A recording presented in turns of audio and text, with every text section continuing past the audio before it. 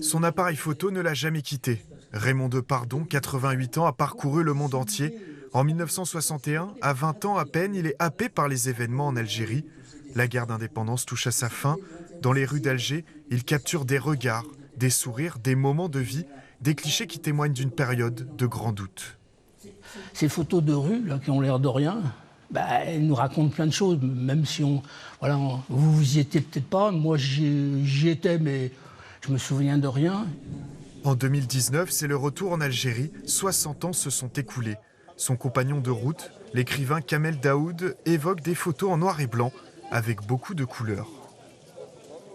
Certaines photos, comme il le dit, n'ont l'air de rien, mais si on prend le temps de les regarder, de prêter attention au visage, aux postures, aux vêtements, à l'arrière-plan, aux panneaux publicitaires, etc., elles sont truffées de micro-détails qui racontent beaucoup d'une époque.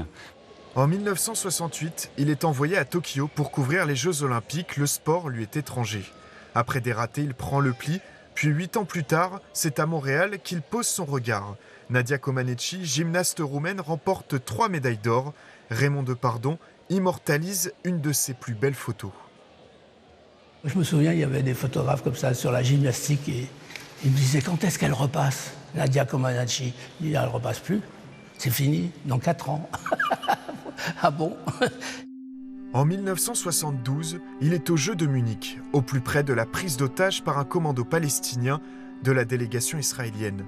Dans un ultime réflexe, Raymond Depardon capte les derniers instants d'un des athlètes. Donc le commando et les otages montent dans ce bus et ensuite vont vers un aéroport et finalement il y aura une tuerie, tout le monde va mourir.